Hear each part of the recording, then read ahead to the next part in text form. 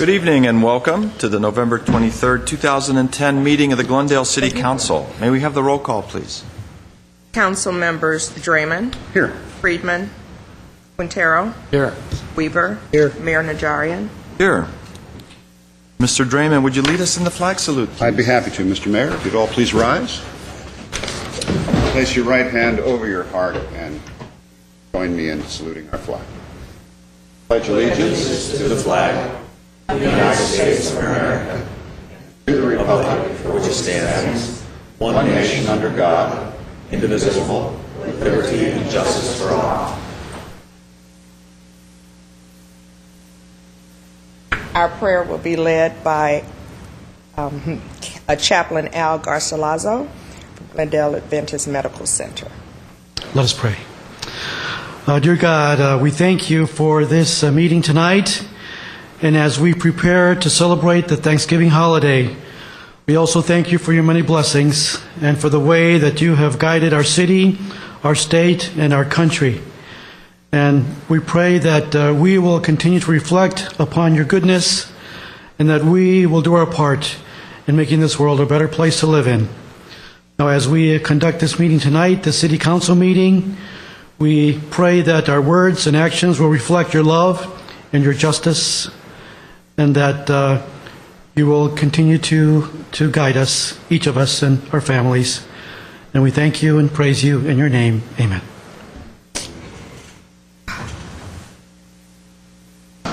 May we have your report? The agenda for the November 23, 2010 regular meeting of the Glendale City Council was posted on Thursday, November 18, 2010 on the bulletin board outside City Hall. Thank you. The next item? At item 3 are presentations and appointments. We'll have 3A is the agenda preview for the meetings of November 30th, 2010. Mr. Tuktalian. Good evening, Mayor Najarian, members of the City Council. Next week's Glendale Housing Authority meeting, there is one item at 6A is the City Attorney regarding the cancellation of Housing Authority meetings for December 21st and December 28th. Moving to the Glendale Redevelopment Agency, at 6A are the Directors of Community Planning and Community Redevelopment and Housing regarding owner participation proposals for 123 West Colorado Street and 230 South Orange Street. And at 6B is the City Attorney regarding cancellation of redevelopment agency meetings for December 21st and December 28th, 2010. Next week there will be a joint public meeting of the Glendale City Council and Glendale Redevelopment Agency. The one item on there is the Directors of Community Planning and Community Redevelopment and Housing regarding Development Impact Fee Ordinance for libraries and parks. And moving on to the City Council in the evening. Under consent items, at 5C is approval of minutes from November 2nd, and at 5A and 5B. At 5B is the Fire Chief of Police regarding fiscal year 2009 Urban Areas Securities Initiative Grant Program. Under action items, at 8A is the City Attorney regarding amendments to Glendale Municipal Code to create the Community Development Department through consideration of the Community Planning and Community Redevelopment and Housing Departments. At 8B is the Director of Human Resources regarding resolution of the City of Glendale providing for the establishment of classification titles and compensation for employees of the City of Glendale. At 8C is the Director of Human Resources regarding amend the classification and compensation resolutions for employees of the City of Glendale. 8D, Director of Community Redevelopment and Housing regarding Adams Square Merchants Association budgets for calendar year 2011. 8E, Director of Community Redevelopment and Housing regarding consideration of resolution of intention to levy and collect assessments in the Adams Square Business Improvement District through 2011. At 8F is the Director of Community Redevelopment and Housing regarding Montrose Shopping Park budgets for calendar year 2011. 8G, Director of Public Works regarding amendments to Chapter 12.44 of the Glendale Municipal Code relating to protection of indigenous trees and the additions of Sections 5.08.540 and 5.08.550 to the Glendale Municipal Code relating to the licensing of tree trimming services. At 8H is the City Attorney regarding cancellation of council meetings for December 21st and 28th. 8I, Director of Public Works regarding amendments to surplus property sales procedures and temporary use of streets. And 8J is the Director of Public Works regarding updating the city's bicycle master plan and citywide bike racks. Finally, there is one hearing item at 9A is the Director of Community Planning regarding the Glendale Register of Historic Resources listing and Mills Act contract for the property at 2096 Rimcrest Drive. I will do it. Mr. Draymond. I want to know if Mr. Tucktallion has any pull with anybody to sort of cut that down a little bit. Sounds like a... They're short. Oh, okay. Short items. Okay. All right. All right. Little business to Thank you. Let's move on to the next item. At item 4 are city council and staff comments. Mr. Draymond. Thank you, Mr. Mayor. 2 items. One is I'd like to request that we adjourn tonight's meeting in memory of Barbara Palos. Barbara Palos passed away on November 12th, 2010, and Barbara will be remembered for her kindness, quiet and gracious manner, subtle sense of humor, and her abiding love and caring for her family. There is a memorial service on Saturday, December 4th at 11 a.m. at the Glendale First United Methodist Church. I would point out, many of you know or knew Barbara and certainly knew husband Vic. But a little note here also that I wanted to point out, a local connection to the north part of the city is that Barbara landed a reporter's job with the former Montrose Ledger newspaper, and from 1964 to 1970 she was a news and feature writer. One of her beats was the Glendale Board of Education, and then in 1970 she was recruited as the district's first full-time public information officer. She's survived by, of course, her husband Vic of 42 years, daughter Emily, and Roger, their cat. So anyway, our thoughts and prayers go out to the Palos family, and again, the service is Saturday, December 4th at 11 a.m. at Glendale First United Methodist Church. The second thing is that I would like to let the public know that I had the opportunity last night to attend our Glendale Religious Leaders Association Thanksgiving observance, which I guess since I've been on the council, Mr. Mayor, I missed last year, but so I guess this is my third that I've gone to. It's a terrific service. If you haven't been, you should make it a point not to miss it next year. It's a different church in the city each year. Let's see, I think the last time I went, it was at the church up in La Crescenta. This time it was at the Glendale First Baptist Church. And it's a terrific evening. It's very brief. It's a 1-hour service, and there's lots of music, and we hear from our religious leaders across the spectrum throughout the city of Glendale. And actually, Algair Salazzo, who was still in the audience, who spoke earlier, did one of the readings. And basically, you hear what Thanksgiving means to the country and what Thanksgiving means in terms of its sentiments from our religious leaders. And we hear passages from the Old Testament, from the New Testament, from the Baha'i faith, from Islam, from the Book of Mormon, and from Buddhist text as well. So it is every religious spectrum or point of view you can imagine. It's uplifting as well, and I recommend it. And I was happy to represent the city last night at that event. Thank you, Mr. Mayor. Thank you. Mr. Quintero? Yes, on Sunday I had the opportunity to attend a dinner for the president of Nagorno-Karabakh, who is here in the city.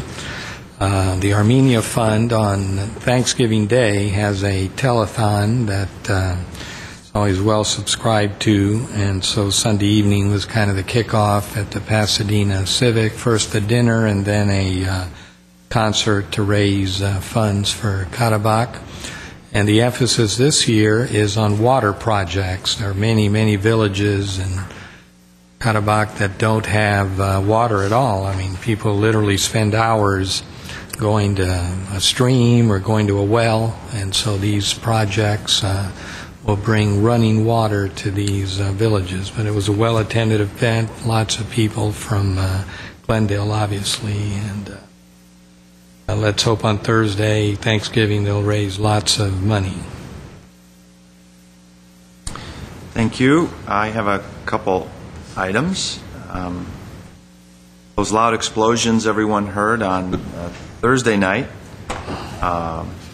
were not bombs going off. They were the fireworks following the Americana tree lighting ceremony, which is an annual event with a lot of entertainment, and there were perhaps thousands of people crowding the Americana to see that huge tree being lit up.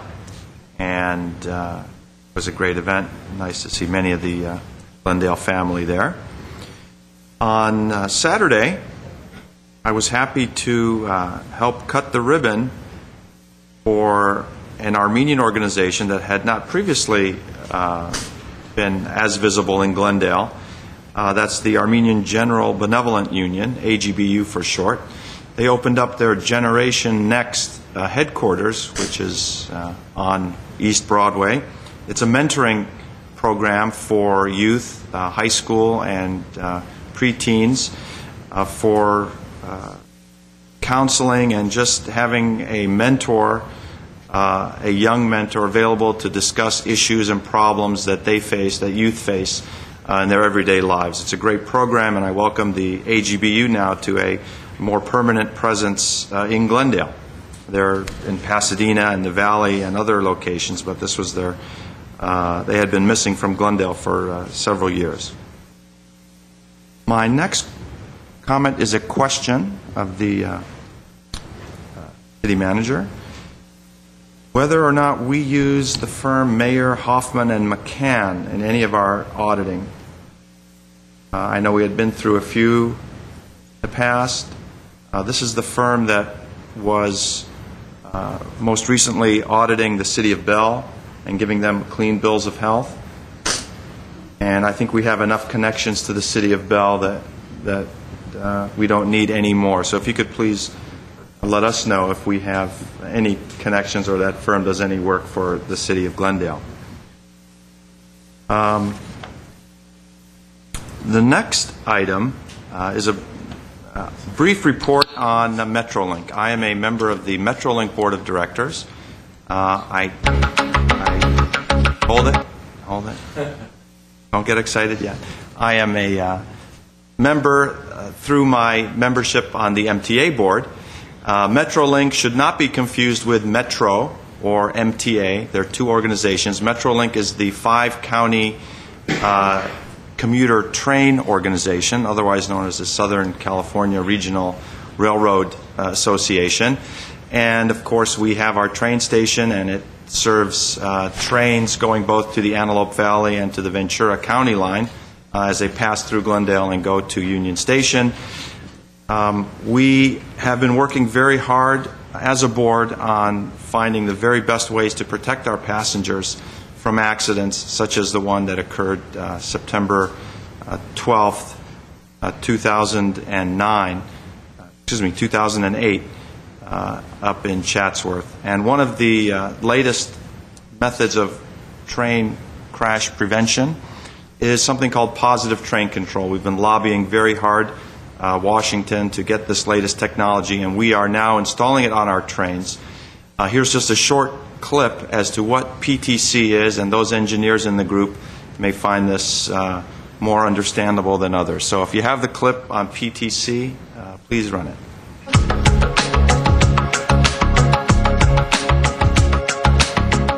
Southern California's Metrolink is among the busiest commuter rail services in the United States, carrying over 1 million passengers a month. Every weekday, 147 trains operate on 7 different routes throughout 6 counties. A total of 324 route miles shared with freight and passenger rail. When combined with Amtrak and freight carriers, Metrolink dispatches over 325 daily trains on its entire rail network. To improve the safety of this network, Metrolink will introduce Positive Train Control System, a state-of-the-art collision avoidance technology. The Positive Train Control System uses computers and servers located in trains, global positioning systems, wayside signals, and central offices to establish continuous real-time communication over a digital network. All trains traveling on Metrolink's rail network, passenger or freight, are linked. Through the use of highly accurate next-generation GPS, the PTC system provides train crews continuously updated visual and audible data on the status of approaching signals, the position of approaching switches, speed limits at approaching curves and other reduced speed locations, speed restrictions at approaching crossings, and speed restrictions associated with areas where work is being performed next to or on the tracks. The train's onboard computer constantly calculates and displays the safe braking distance based on the train's speed, length, weight, and the grade and curvature of track. The engineer is provided ample warning time to bring the train to a safe stop. In the event that the engineer does not respond to the display and audible warning, the onboard computer will apply the brakes and bring the train to a safe stop. Positive Train Control revolutionizes rail safety in a variety of different scenarios. The system understands the status or color of approaching railroad signals and is designed to prevent a train from passing a red stop signal. The engineer is provided a visual representation of the braking distance for normal stopping while approaching a red stop signal. Additionally, the system will indicate when it will take over to bring the train to a halt. This functionality also applies to restricted speed zones, around curves, bridges, and other areas. The system also protects track workers and other support crews. Work crews control train movements approaching their work area using PTC. If authorization by the work crew is denied, the train engineer or PTC will bring the train to a safe stop. Although it will not prevent a train from striking a vehicle that drives around railroad crossing gates, PTC will slow trains through an intersection that is known to have damaged or broken gates. Should Southern California experience a major earthquake, PTC will bring all trains in the area of potential damage to a stop, so proper inspection of tracks, bridges, and signals can be made. Congress has mandated that all passenger rail services and most freight trains install fully functioning, interoperable positive train control systems by the end of 2015. With significant investment by Metrolink, its 5 member agencies, the state of California, and the federal government, Metrolink will have one of the finest positive train control systems in the nation. Metrolink is proud to work with our partners in leading the rail industry in the development of positive train control. Everything we do demonstrates an appreciation for life, and every act values the lives of our employees, contractor co-workers, customers, and the communities we serve. Because at Metrolink, safety is foundational.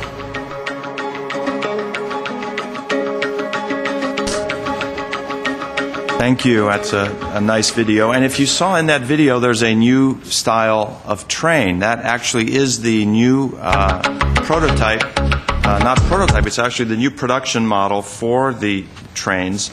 This is a train with crush. It's energy management features, which basically protect the passengers. All the seats in the double-deck rail cars face to the rear. That is a safer position. There is fire-retardant materials and anti-derailment wheels and suspension, and also improved emergency exits. There will be, those of you who are train buffs or who ride the train, there will be an exhibition of that train, basically a ribbon cutting for that train, right here at our Glendale station at Monday, December 6th at 2 p.m. There you go. We're ready to roll, and the trains will be open, essentially an open house, an open train, if you will, to check out the trains. These are going to be the safest vehicles in the nation, coupled with the safest control system, the PTC that you just saw. Hopefully, we will never experience any of the accidents that we saw both in Glendale and in Chatsworth, and we will be the safest fleet in the nation. So I'm hoping that we can achieve those goals. Just thinking, We've- there's a movie out currently, Runaway Train. Yes. I guess that movie could not be made with all this. Yes. That actually we have talking points on that as a board. The actions and situations in the train in the movie called was it Runaway? Unstoppable are fictional and in no way depict Reality? the reality due to the redundancy of safety procedures that we have on the Metrolink system. You just ruined it for us. I don't know how it ends. I haven't seen it, but All the heroes win, I'm sure. and that's all I have. Are there any other comments from council or staff? Mr. Draymond? Thanksgiving. We would like to wish everyone a very warm, happy, and joyous Thanksgiving this Thursday. City offices will be closed Thursday and Friday. We'll be back open again Monday. So with the nip in the air that we're experiencing, it certainly reminds me of some of the brisk Thanksgivings I experienced back in the Midwest, and perhaps some of you as well if you've come from other parts of the country or the world. And so from the Glendale family of council and staff, we wish you all a very happy Thanksgiving. Next item, please. Items 5A through E are consent items. They are routine and may be acted upon by one motion. Any member of council or the audience requesting separate consideration may do so by making such request before motion is proposed. Mr. Weaver, Move the consent calendar at 5. is there a second? Second. I don't have any cards. Roll call, please. Council members Draymond, Yes. Friedman, Quintero, Yes. Weaver, Aye. Mayor Najarian. Yes. Next item, please. At item 6 are oral communications. Discussion is limited to items not a part of this agenda. Each speaker is allowed 5 minutes. Council may question or respond to the speaker, but there will be no debate or decision. The city manager may refer the matter to the appropriate department for investigation and report. Thank you. This is the 3-minute portion of oral communications. Leon Mayer, followed by Anahid Panedjian. Good evening, Mayor Najarian, members of the council, staff. On behalf of the library, my name is Leon Mayer. On behalf of the library, I want to wish everybody in the audience, the television audience, and the members of the council and staff a happy Thanksgiving. Now, we are not resting on Thanksgiving because a week from tomorrow, we're having a great event. We're having a professor from West Virginia University, Gerald Pops, who is going to be here to give a lecture about ethical leadership in turbulent times, modeling the career of George Catlett Marshall. Now, whoever hasn't heard of George Marshall before, very quickly, he's famous in American history, famous in the 20th century. He not only had an outstanding career in World War I and World War II, he was everything, the Secretary of Defense, the five-star general, the Secretary of State, the founder or the creator of the Marshall Plan, and his life has been used by Gerald Pops, professor in the graduate program of public administration at the West Virginia University, to model the things that are involved in public leadership in turbulent times, and we're certainly living in turbulent times, are we not?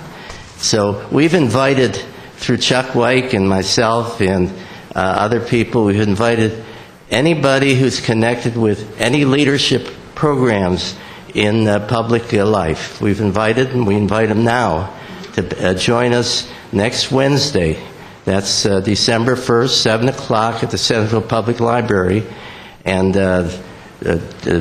Gerald Pops is on a nationwide tour, and he'll be here to lecture about his book and to sign his book and to sell his book. Now, parking at the library is encouraged in this structure on Maryland. 3-hour parking is validated.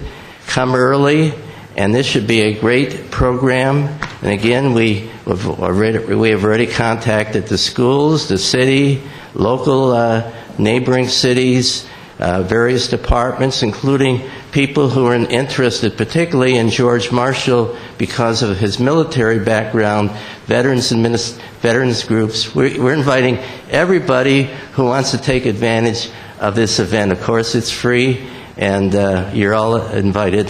Thank you very much. Thank you, Mr. Mayor. Anahid Pinejian. Good evening, Honorable Mayor Najarian, the members of the City Council, staff, and the audience. I am Anahid Pinejian. I am pleased to take part in this city meeting and make this announcement at this holiday season. Armenian Fund Telethon.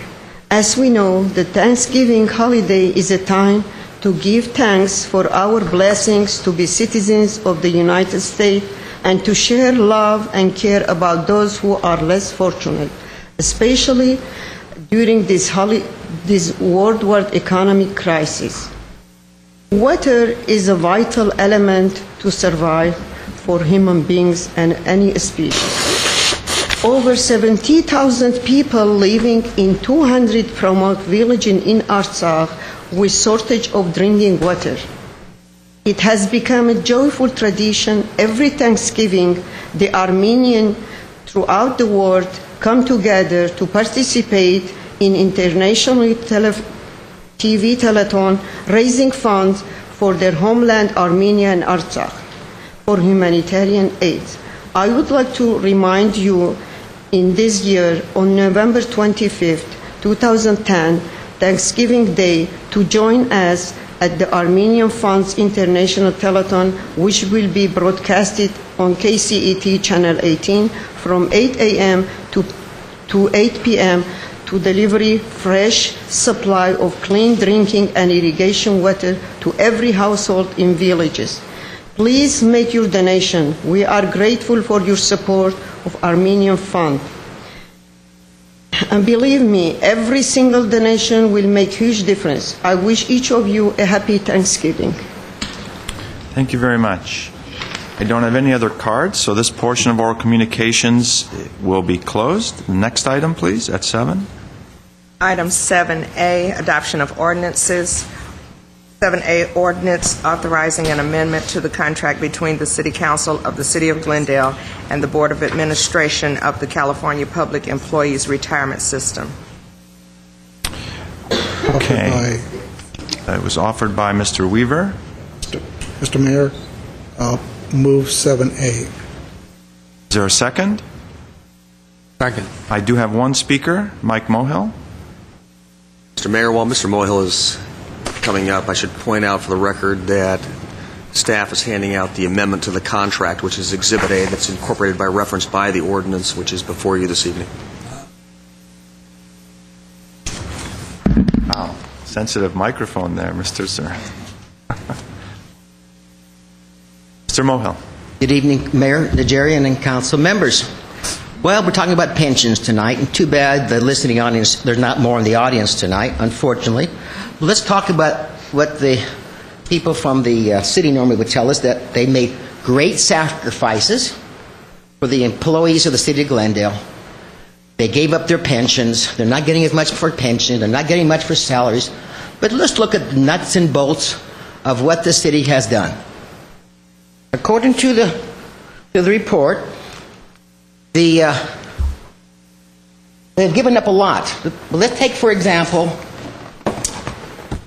a city employee who's worked 20 years and his contribution is 3% at 55 or 3% at 50. Take the number. The main thing, it's 3%. Some could be 2.5. It could be 1.0, but we don't want to do that because that wouldn't make the unions happy. But they satisfied with 3%. And let's take an example. This employee is working 20 years. Okay, this is the setup. And he's making a salary of $200,000. Who might that be? Like, oh, maybe Mr. Starbird, the city manager. Could be a police chief or a fire chief. Just the big managers of the city. Just an example of $200,000 income.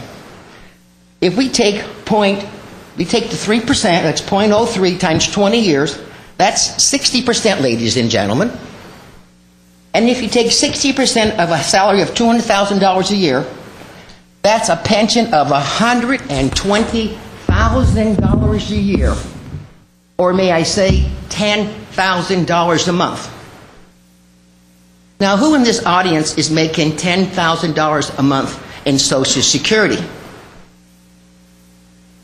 Hello? Hello? Is this the type of management we want from our city council? Whatever happened to the word called Social Security? Am I missing that word, Social Security? I'm on it. The council, all they hear is union, 3% at 55, 2.5% at 55. It doesn't matter. The magic number is the percentage times the number of years. And that's how you get $120,000 a year or $10,000. Let's say, for example, this fellow only made $100,000 a year. So it's half of that. Do our council members make this kind of money? Hello, Mr. Draymond. Knock, knock. Anybody listening here? Am I mad as hell? I think so. And I hope the listening audience remembers on April 2011 who to vote for. Thank you, Mr. Mohill. Thank you, Mr. Mr. Mayor. The knock, knock, hello, who's there? I think I was the only one paying attention, so perhaps. Well, I was riveted to the presentation, but I like amusement once in a while. But throughout the presentation, I kept telling myself that for once, Mr. Mohill is agreeing with the council's actions by creating a second tier of retirement that is clearly less generous than the existing tier. We are taking a step towards reducing the salary, the pension payouts. So we're here, Mr. Mohill. We are here. We have a motion and a second. Are there any other comments? Roll call, please. Council members Draymond. Yes. Quintero. Yes. Weaver. Aye. Mayor Najarian. Yes. Next item. Item 7B, ordinance amending the zoning map to reflect a zoning designation change from R1R to R1 related to zone change PZON 2010-003 for certain properties located along Hollister Terrace and adjacent areas, offered by Councilmember Quintero. Mr. Weaver. Mr. Mayor, as I stated last week, I live within 500 feet of this Hollister, so I have to recuse myself. I'll go in the back room since it's too early to go home yet. A few more items. Okay. That's a fact. I will move the item, the ordinance at 7B. Second. I don't have any other cards. If there's no discussion, roll call, please. Council members Draymond. Yes. Quintero. Yes. Mayor Najarian. Yes. Thank you. Thank you, Mr. Weaver. Were you gone? I was listening through the wall. Mr. Mayor, this matter is going to have to get put over until next week. This item requires 4 votes. Okay. We will, due to lack of adequate numbers, to approve a this item, zone change, which requires 4 votes. We will bring it back.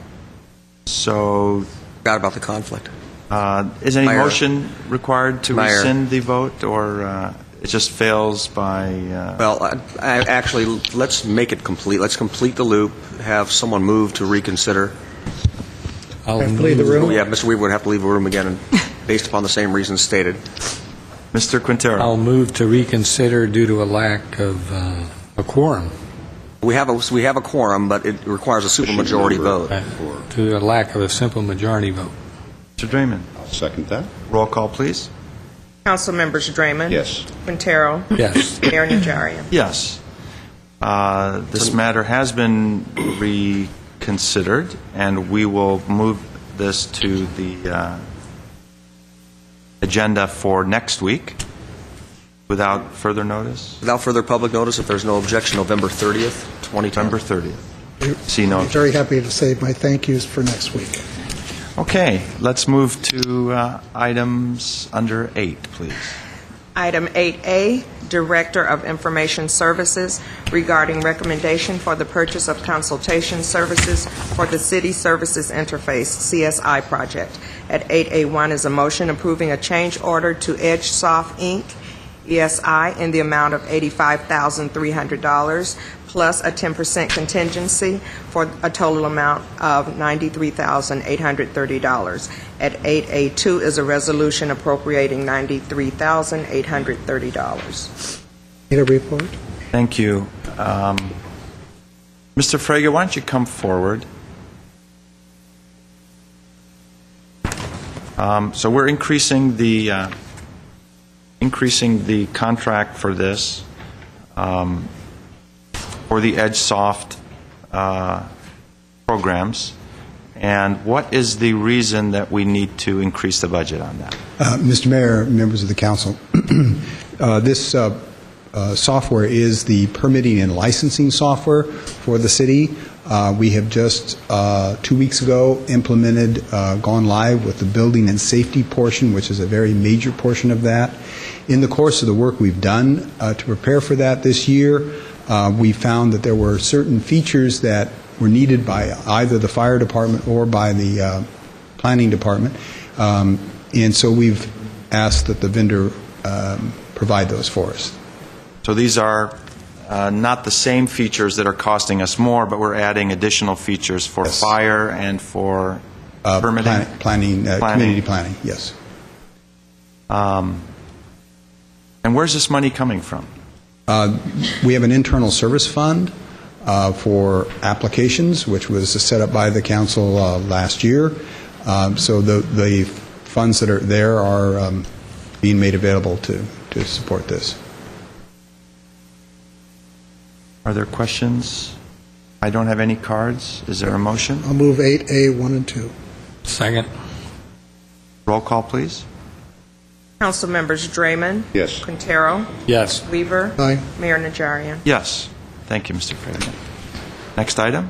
Item 8B, General Manager of Glendale Water and Power, regarding bid proposals received for Diedrich Reservoir Backup Pipeline Project, Plan Number 6507-E, Spec Number 3380.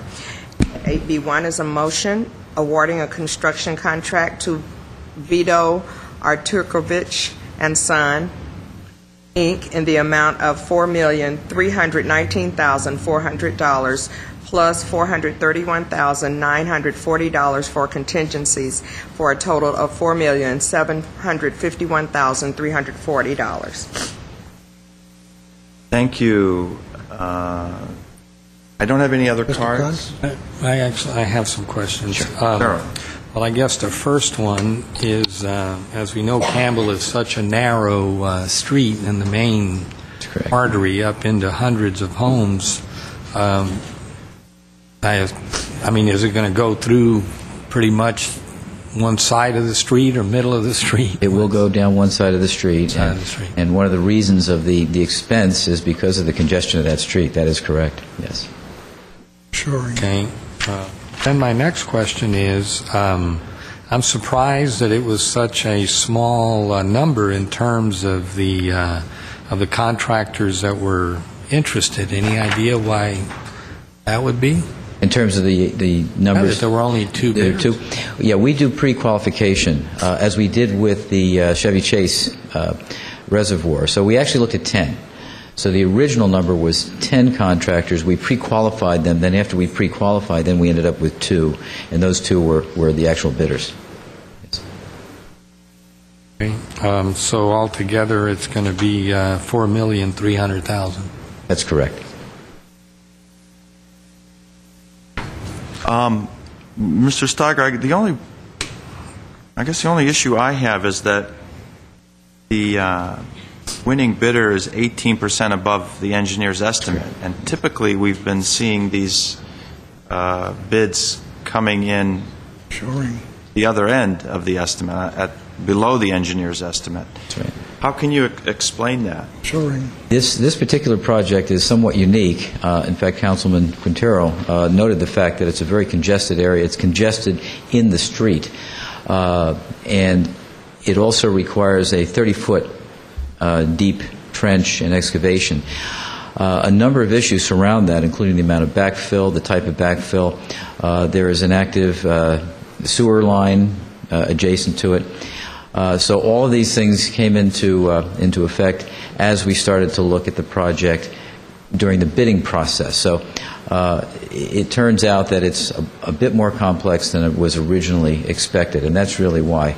The project itself, the actual construction of the pipe and so on, is right on in terms of how much the estimate is versus what the proposal is. But in terms of the peripheral issues associated with shoring, a 30-foot trench, those kinds of things, it did make a difference. That's correct. Okay, thank you. With that steep elevation, is this the right time of the year to be attempting this? I mean, the rains are coming and such. It will be shored, and we will make sure that it's completely safe. So yes, it will be okay. Yeah. That'll be kind of special shoring to go down 30 feet. Yes, it is, and that's one of the problems. It was hard to estimate exactly what that's going to look like. And you got to put people down in that trench. Yeah. Well, I mean, it shows that GWP is moving forward with its capital improvement projects, et cetera, et cetera. I mean, this is a major project, but we obviously have the money and the wherewithal to get the work done. So I'm happy to. What is it? Happy to make the motion. I'll second it. Isn't about half the population of Glendale uses the water out of that reservoir? Yeah, the Diedrich Reservoir is our largest. It's about 58 million gallons of water. It serves approximately 50% of all the population of Glendale. And the line that we are paralleling, because essentially we are paralleling an existing line, was built in 1947. Should we have a major earthquake or even experience some kind of fault in the existing line, we would lose service to about 50% of the city right now. So this will back that up and provide much more reliability. Thank you very much. Was there a motion? Yes. I move. Is there a second? I don't have any cards. Any further comments? Roll call, please. Council members Draymond, Yes.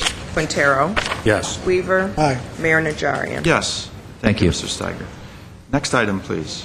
At item 8C, City Clerk regarding calling for and giving notice of the general municipal election to be held on Tuesday, April 5th, 2011.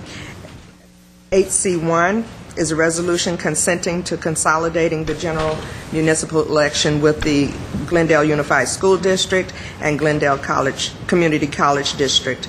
8C2 is a resolution calling for a general municipal election and establishing a stipend for services. At 8C3, resolution requesting services for registrar of voters. And 8C4, a resolution adopting a policy regarding candidates' costs for April 5th, 2011 general municipal election. You know, I knew it was election season before you read this motion into the record. I knew that. It was coming up. Thank you. And would any of my colleagues request a report on this? Oh, you want to move 8C1, 2, 3, and 4, Mr. Quintero? Yes, I will move those. I'll second. Second, I do have one speaker before we call the roll, Mr. C.R. Legal Sr.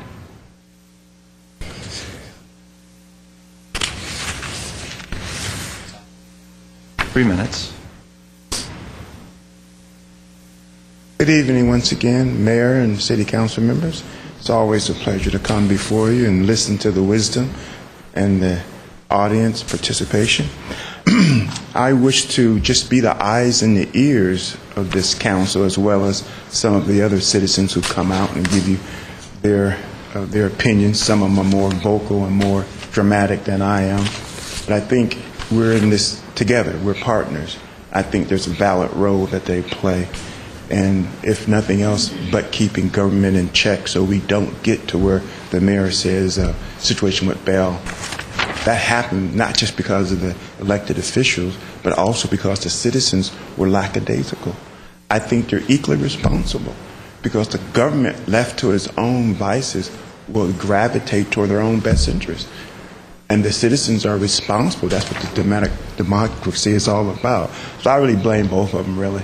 And I think when they work well together, like Glendale does, we have a balance. And you have to tolerate us, and we got to hopefully be blessed by your wisdom.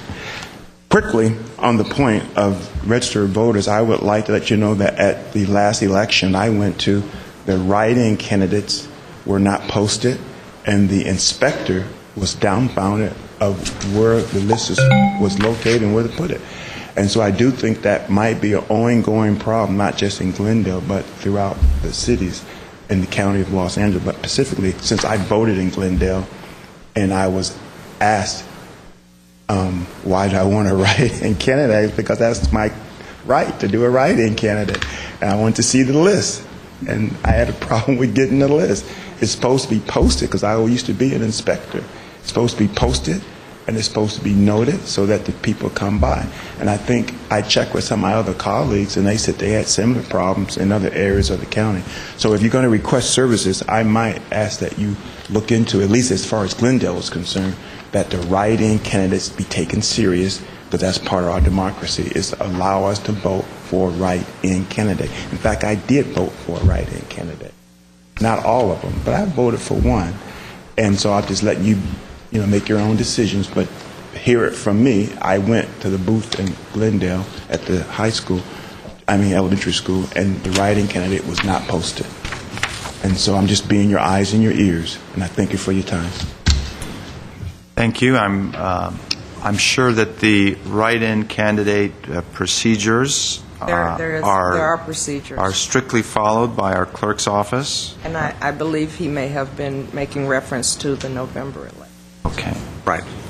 So we don't have a declared list of write-ins for our local election. Right, we don't run the November election per se. And I do want to correct one thing, make a suggestion that it's not mutual toleration between the public and the council, but let's say mutual appreciation. Thank you, Mr. Legal. Appreciate that. I don't have any other cards. There was a motion and a second. If council has no other comments, let's take roll, please. Council members Draymond. Yes. Quintero. Yes. Weaver. Aye.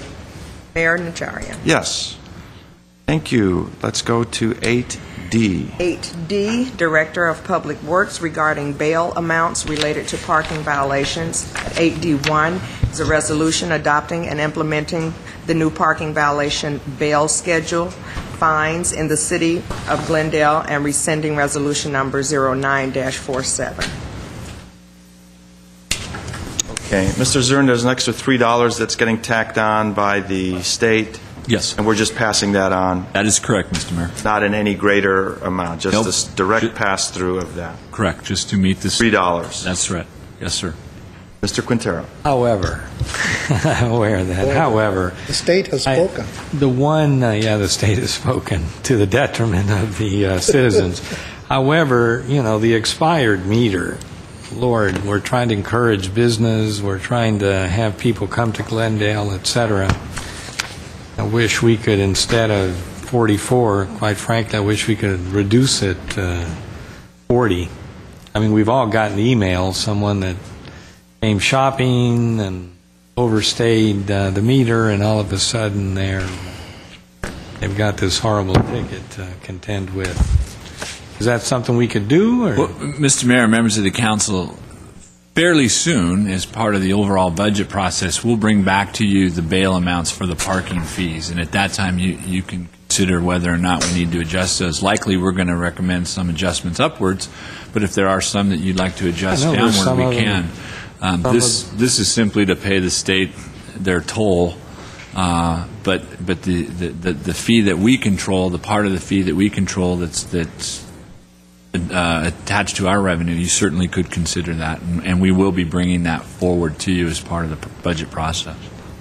Some of the violations, I wouldn't mind going up on them, absolutely. I won't mention them now, but we all have our favorites. But anyway, on the expired meters in the downtown area, something to think about when the time comes. We'll do that. So that will be coming back to us for review. Yes, all the parking bail amounts are going to go through a review. Thank you. I'll move 8D1. Is there a second? Second. Roll call, please. Council members Draymond. Yes. Quintero. Yes. Weaver. Aye. Mayor Najarian. Yes. Before we resume with oral communications, I'd like to reopen item 4, which is the staff comments, and Mr. Frega was not able to address us on a matter of concern, and I invite you, Mr. Frega, to address the council and the viewers. Thank you, Mr. Mayor, members of the council. There is one slide. I have the pleasure of announcing a new service that the city is going to be able to provide to its citizens, which is a smartphone application. And this application allows anyone in the city to report something that needs our attention by using the application, categorizing what needs attention, taking a photograph, and submitting it via their mobile phone. That will go directly to the city. It goes into a service request system that we have. We have integrated it, and it will be distributed to the appropriate department and resolved. And the person will get a notification on their mobile phone when that has been resolved. Today, this works very nicely with iPhones. Shortly, it's going to be working with BlackBerries and Androids as well. We expect in mid-December for this to be available on the Apple's store for iTunes to download this app onto your iPhone. So that is a very inexpensive service for the city, but it will enable people to be able to communicate with us very quickly and very easily. I think that's a very good idea. I mean, obviously, the mobile phone revolution is here. So I think this will be an excellent service, and there'll be lots of folks that are going to take us up on our offer. Very good. Thank you. Thank you. And I have had the chance to use that. You basically take a picture of the offending situation, whether it's a couch thrown at the curb or a traffic light that's not working, and you categorize the issue, and it transmits to the city. So hopefully we'll be able to meet the additional service requests that this program generates, but in the end, it's all good for the city of Glendale. Thank you, Mr. Frega, for keeping up on that. Okay, I'm going to return to the normal sequence and go to the 5-minute portion of oral communications. I have cards from Al Hoffman, Mike Mohill, and Margaret Hammond.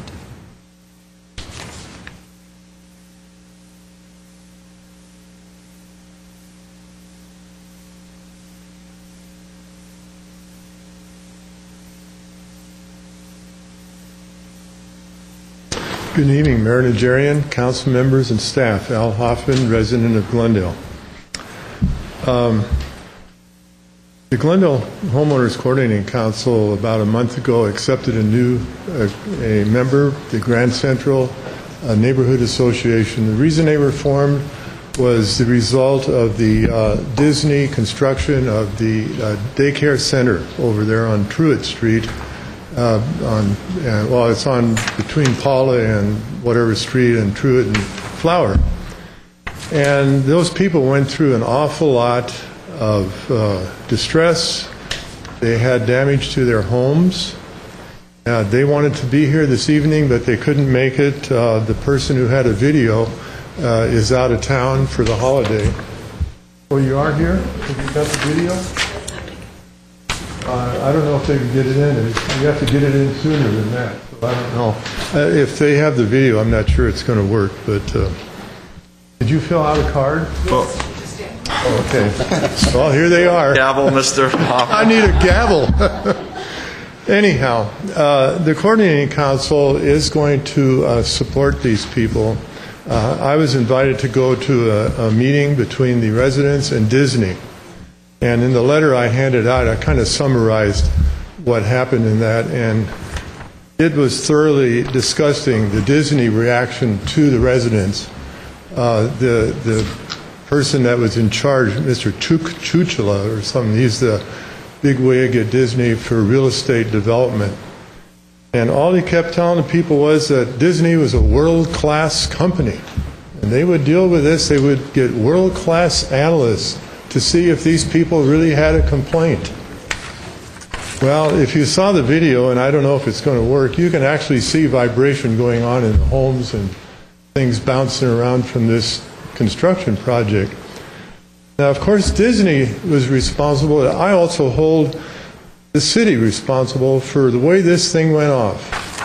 And I looked at this whole development over there, and I can not for the life of me see how it got through the planning process, that we approved it the way it was. The entrance should have been from Flower Street. But now they have to go around into the residential area to get in and out, to drop kids off, parking lot and all that. It's laid out backwards. It should have been reversed. And it just didn't have good planning at all that I could see. And they need more support. And when the letter I'm asking that we convene another meeting with Disney and the city to try to resolve this thing to get help, because they didn't get any help, as far as I know, from this meeting. Councilwoman Friedman was there. She came in after the meeting started. I had to leave for another meeting, and I don't know what transpired with her, but I know that a whole lot did not get accomplished. So I think what I'll do is close it off since they are here and let them come up and speak to you about it, and maybe the video might work. And I'd like to take the opportunity just to thank Councilman Draymond for your article in the paper about Thanksgiving message you had, the forum page. And it seems like Thanksgiving is coming up, and my own personal feeling over the years, people are losing the meaning of so many of our holidays and what we're all about. And it was a good letter to say why we're here, why we came, why our ancestors came. And we need to appreciate that. I don't think people today, the younger folks, don't really appreciate what we've all gone through and what our parents went through just to get us to where we are. So thank you for that letter. Very good. Thank you. Thank you, Mike Mohill, followed by Margaret Hammond, and then Jennifer Pinkerton.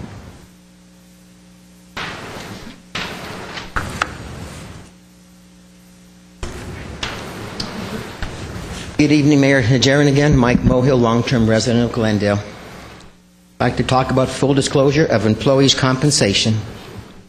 Recently, City Manager Jim Starbird made comments about his contract, but no mention was made why every year he says the budget is balanced when it is not. City employees receive over $8 million pay raises, then about 5 months later, Mr. Starbird tells the public we need to cut city services by $10 million. In June 2010, Mr. Starbird said he was to get back with council with updated figures by October. And here we are, almost at Thanksgiving, still waiting for those budget figures. For many years, the city posted schedule of its city employees online, but these were meaningless as the total compensation for each employee was not made public. Total compensation could include, for example, vacation and sick leave.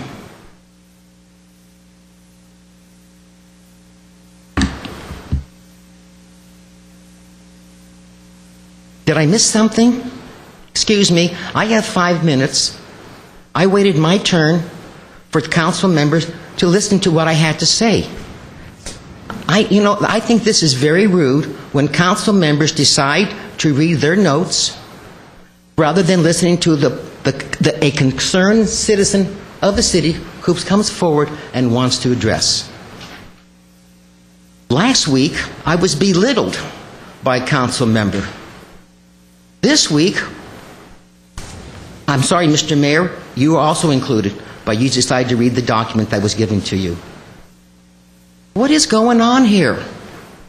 Is this the way we want to run a democracy? You know, I think I'm going to end up my little speech. Mr. Draymond, you might want to hear about this one.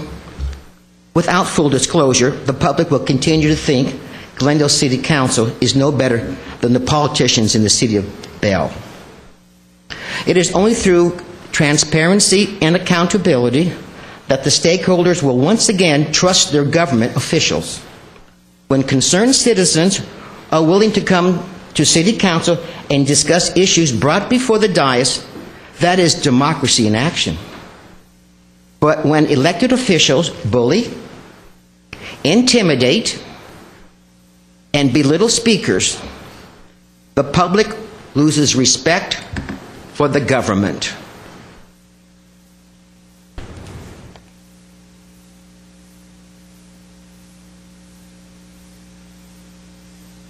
Thank you.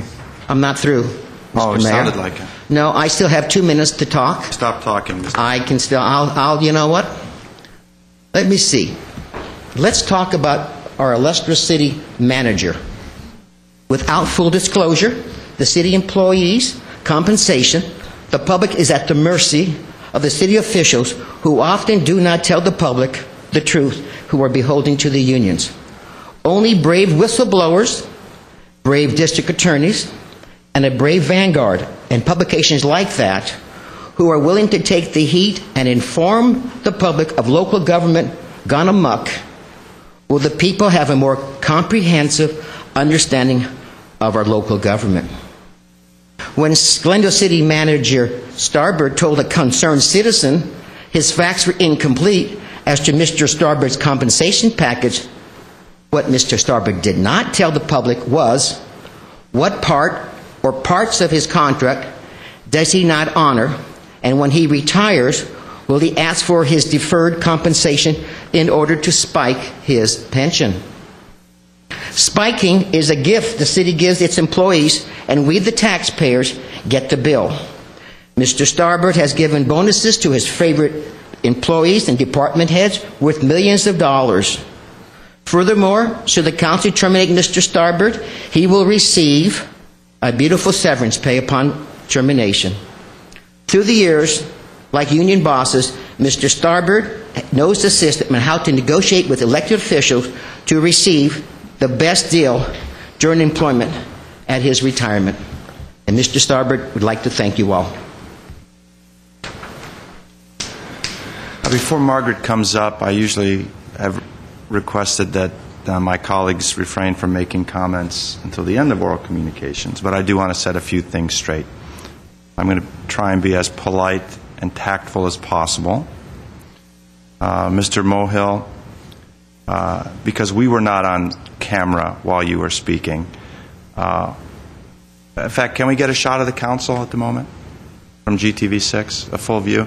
What you see here are staff quietly sitting. Blackberries are off. No side discussions. We're sitting here listening to you. And was I glancing at a document? Yes, I was, Mr. Mohill.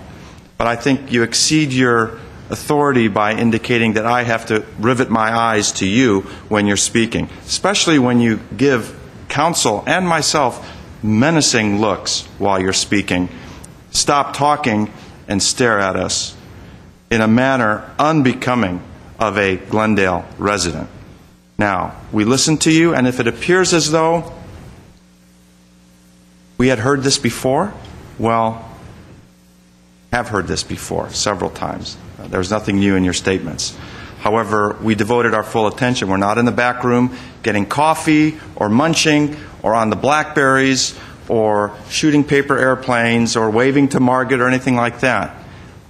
So to characterize the council as being unresponsive and uncaring and inattentive, I think is a mischaracterization. Now, we may disagree on your points of view, and that's fine, but don't let your frustration in not having us follow every one of your recommendations and suggestions get you angry at us, because we don't need that. We listened to you, and I'm sorry, I did think that you had stopped talking because you had stopped talking. Well, I can't say what they were thinking, so let's just raise our level of discourse to a higher level where we can exchange ideas. And just because I'm not giving you eye contact does not mean that I'm not listening to you. I thought the council has been very attentive throughout your many appearances. Okay. Thank you for indulging me. Well said. Well said. Margaret Hammond. Come up, down. course you do, Margaret. We give you every bit of attention. Okay. Good evening, Your Honor, and councilmen and staff and members of the audience. My name is Margaret Hammond. First off, happy deal. Remember our beautiful jewels, one of them being the Casa Adobe San Rafael, and they're going to have the luminaries Friday, Saturday, and Sunday, December the 3rd, 4th, and 5th. There will be refreshments, tea, they pour tea, homemade cookies, punch. Although Ginger Bremberg isn't around anymore, we used to have grape punch when she was around.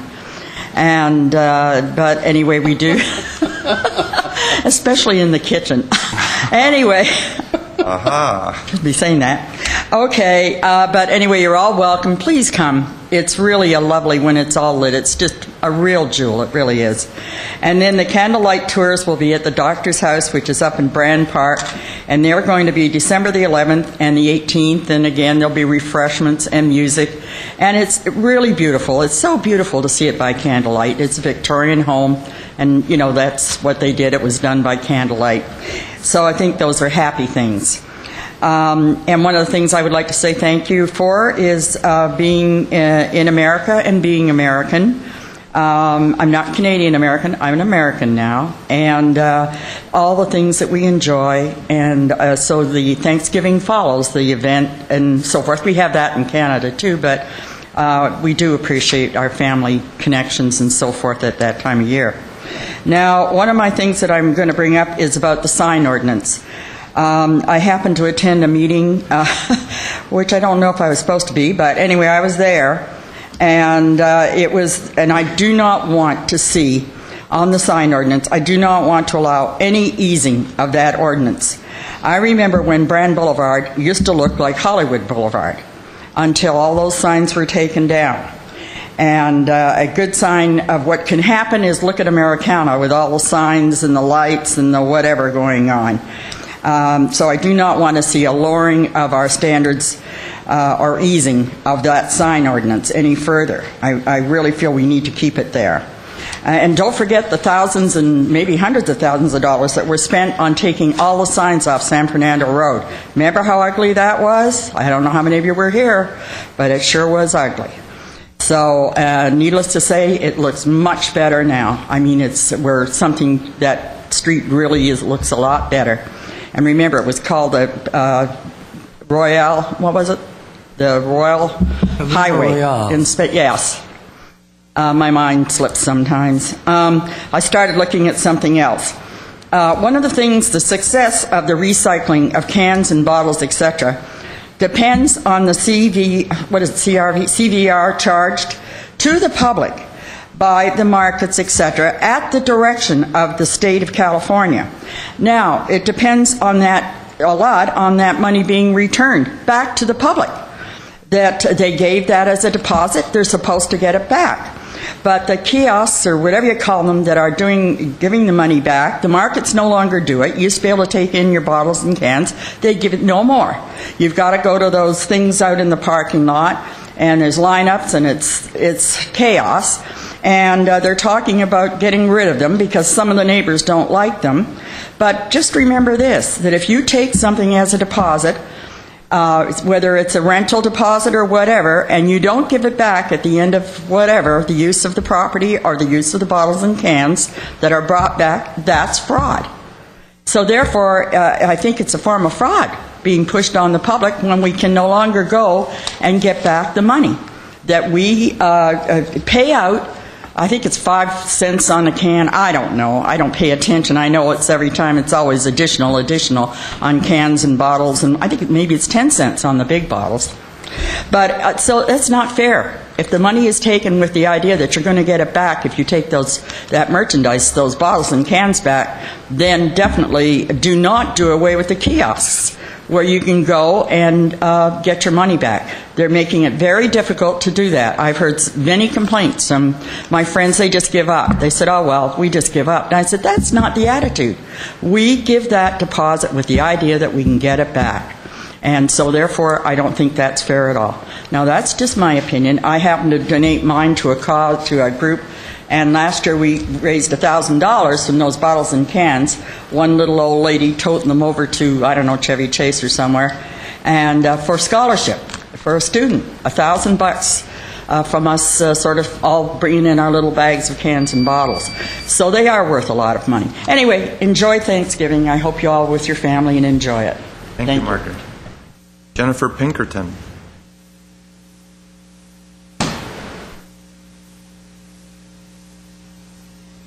And I realize you brought a CD, but I believe we need to see it in advance to screen it. There's some Yes, I was, yes. issues regarding, but you're more than welcome to have it shown next week No, or that's whenever fine. you're available. Yeah, we appreciate your accommodation on that. Good evening, Mayor and council members. Jennifer Pinkerton, 1318 Truett Street. Several months ago, several of us came before the council to discuss impacts to our neighborhood from construction at the Disney Child Care Center. And 3 council members took the time, along with the city manager, to visit that site and view firsthand what was going on, and publicly stated that they felt we deserved mitigation efforts or mitigation measures as a result. In October, the city, specifically the CRA, convened a meeting for the residents of the neighborhood, Disney, and many city officials. Unfortunately, about the only specific outcome from that meeting was that the Transportation Department reconsidered traffic impacts to our neighborhood and is now installing a 3-way stop sign at one intersection, but that in full was about the only outcome of that meeting. I'm here today to provide copies of letters signed by almost everyone in the neighborhood outlining policies, ordinances, just procedures that we think need to be put in place based on our experience. We see a lot of shortcomings based on what happened. I do want to touch on a few specific things.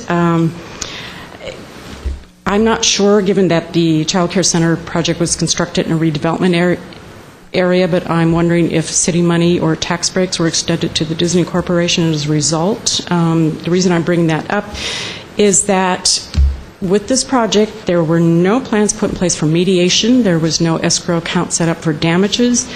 The contractor and or Disney were allowed to cite the vibration accelerometers that were intended to measure vibration impacts to our homes, which we believe is a clear conflict of interest. A third party should have cited those, not one of the entities involved in the project. I've consulted with 3 geotechnical engineers who said accelerometers should have been placed between every 2 to 3 homes on our street. Instead, one was placed on the construction site and one was placed next to a Disney building perpendicular to the site.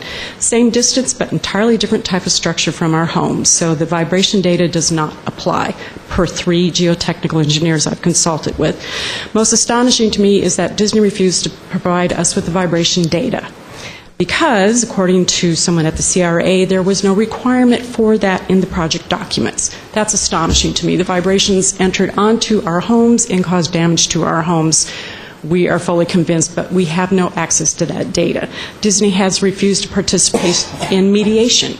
So here we are, modest neighborhood, left trying to negotiate with a multi-million-dollar corporation because the city did not put enough procedures in place and didn't stop to think about what that construction was going to do to our neighborhood. The same engineers who talked to me about the accelerometers said there was an option to vibratory compaction, which shook our houses tremendously, and you will see that when you view the DVD. Sheep's head rollers was another option. Takes a little longer, costs a little more, would not have shaken our houses like they were shaken, and we don't think we would have sustained any or less damage. So we just think the city fell very short in thinking about the impacts and putting protective measures in place. And I brought this for a visual aid. This fell off. This decorative brick fell off my front porch.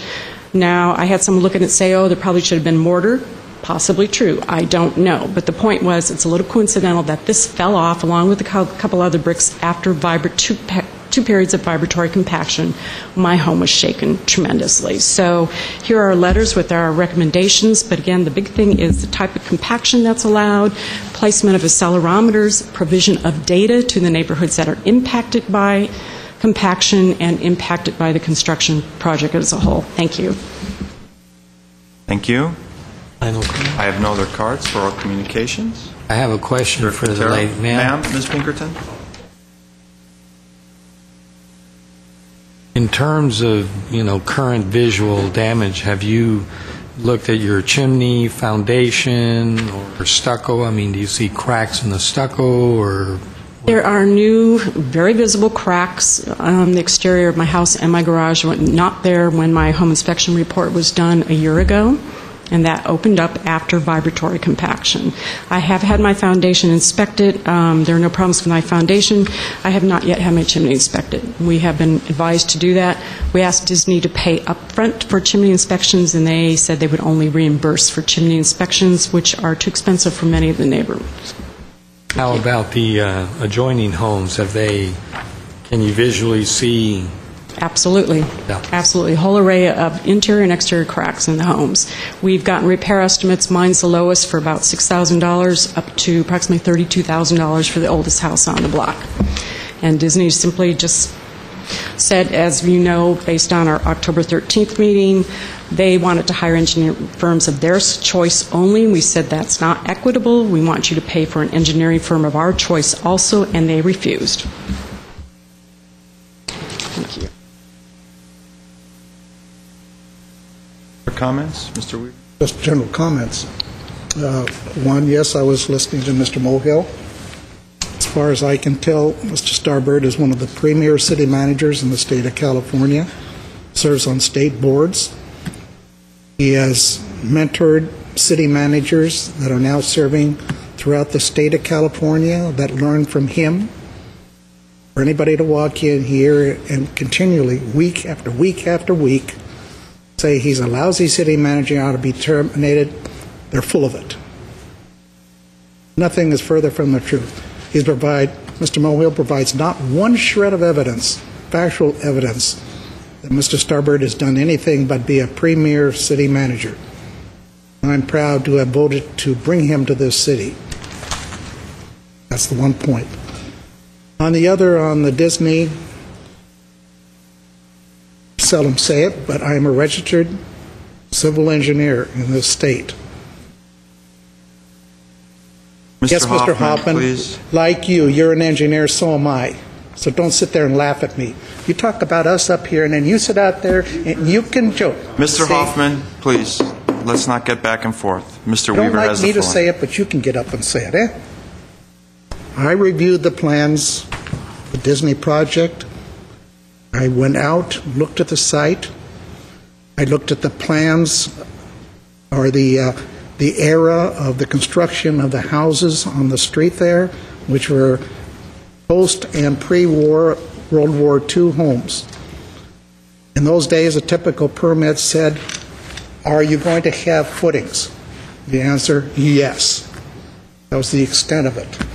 The material there is sedimentary material washed down from the LA River over the eons of time, and probably back in the 30s there was not good compaction done at those times. So you have raised footings, a raised floor over piles sitting on not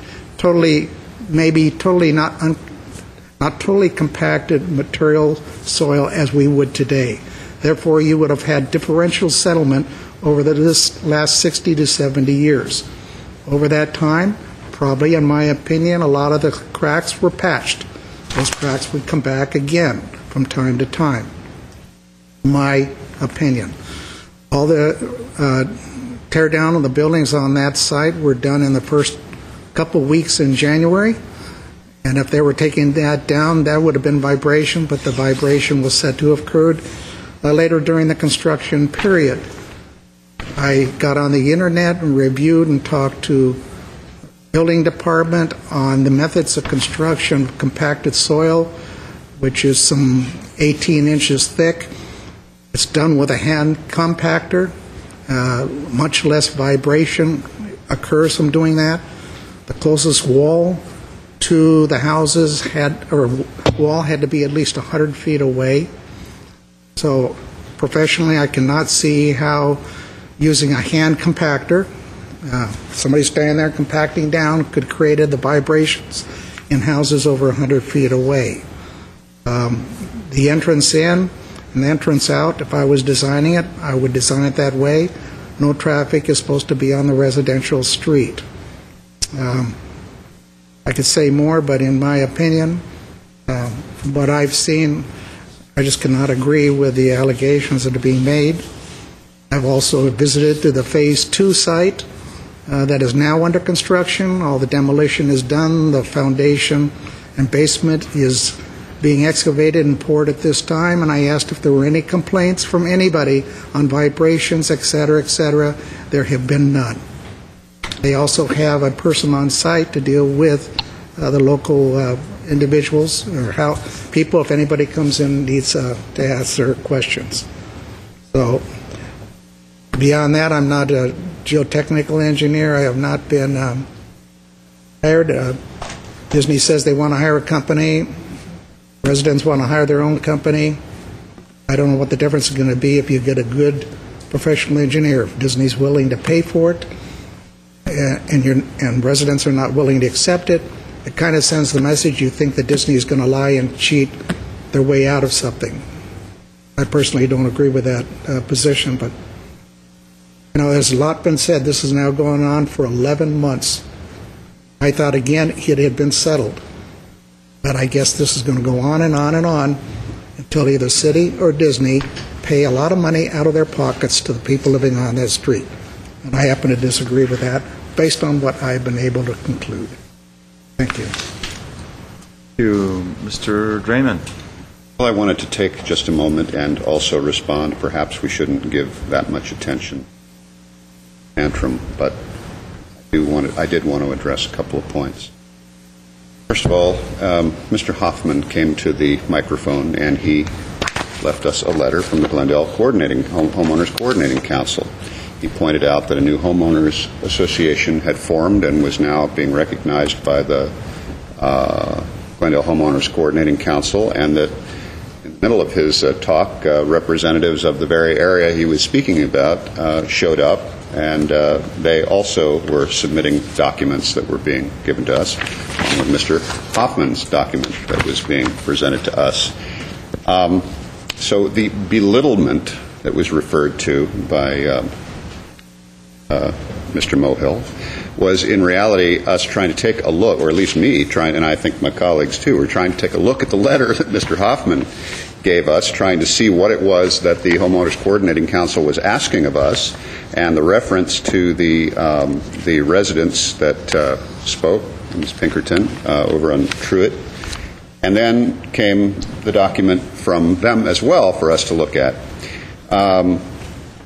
I have to tell you, sometimes we have to make a choice, at least this council member has to make a choice on the fly while I'm sitting here as to how I'm going to divide my attention related to the issues that are of importance at hand. To me, what Mr. Hoffman was saying was of importance. He brings a letter from an organization that is a major organization of standing in this city. At least one, I think two of their board members are sitting in the audience, and they're referring to the creation of a new homeowners association whose representatives have been before the council before to speak about issues related to Disney and the daycare center and the impacts of their home. I think that's important. And so I'm looking at that quickly because I know that those representatives are going to be speaking subsequent to Mr. Mohill. Mr. Mohill, as the mayor pointed out, and as other has, says essentially the same thing every time he comes here.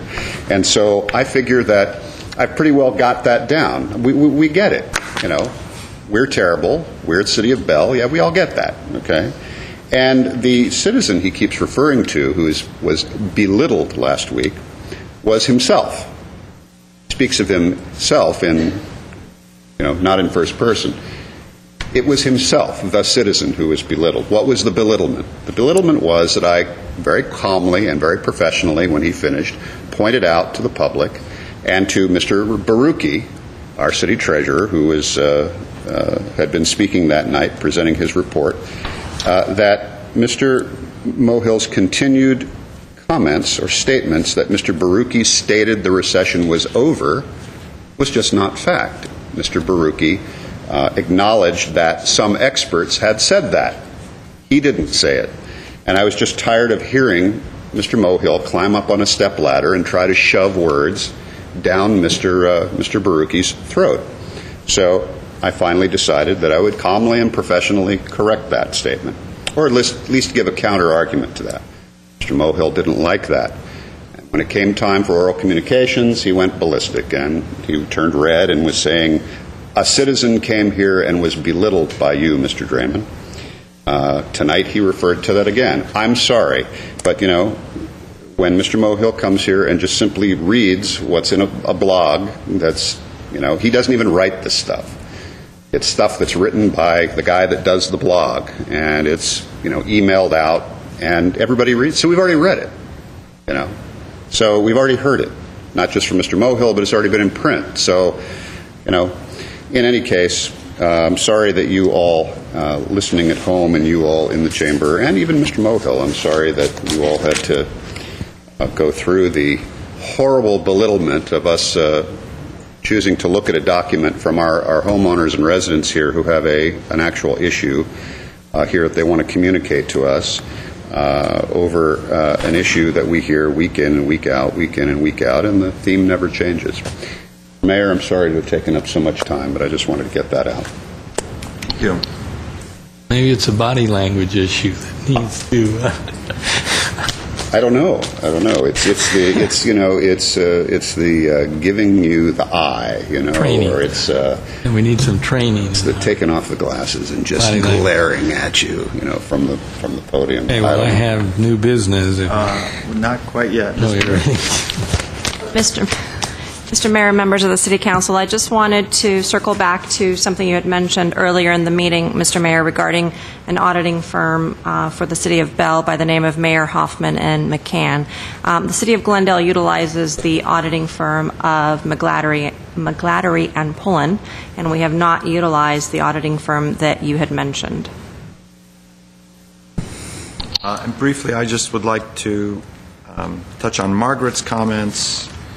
The kiosks, I don't think we control or regulate the CRV kiosks. No, and Mr. Mayor, I was going to make a comment. Regardless of where these kiosks show up or are or aren't, the City of Glendale owns and operates a comprehensive recycling center where we take in and redeem a myriad of materials, not just California redemption value materials, but all sorts of different materials, paper, cardboard, and metals of different varieties. Very convenient.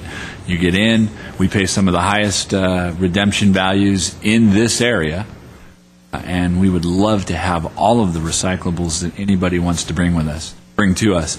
We also set up donation accounts. Ms. Hammond mentioned scholarship funds. We can actually do that at the center, that people can come in and then turn their recyclables in and have it go to a particular cause or fundraising effort.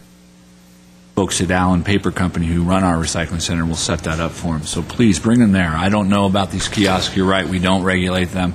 They may come and go, but we will be there.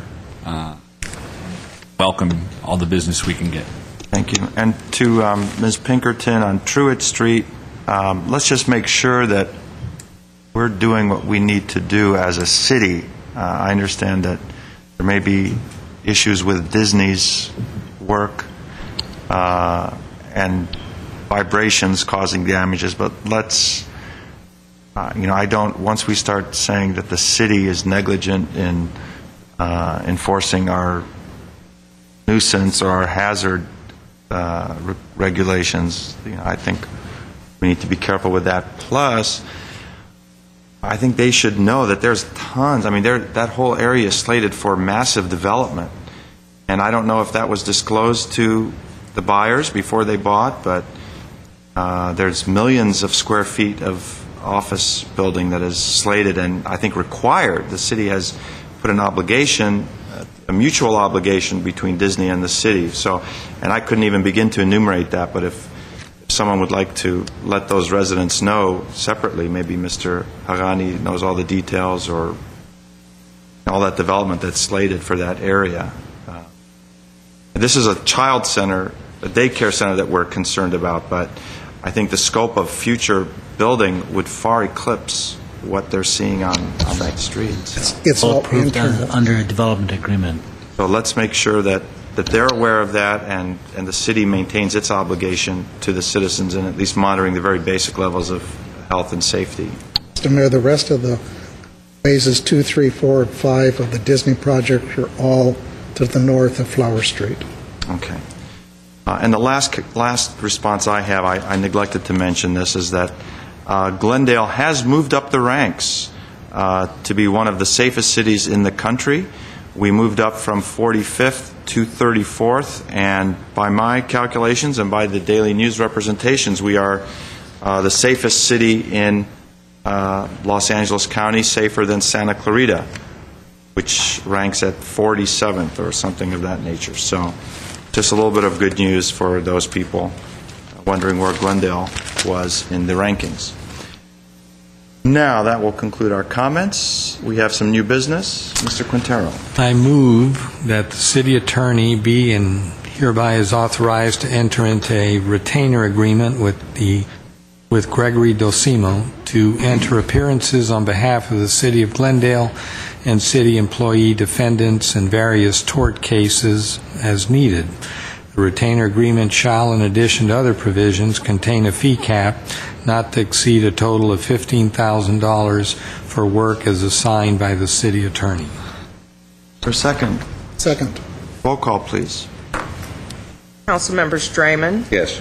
Quintero. Yes. Weaver. Aye. Mayor Najarian. Yes.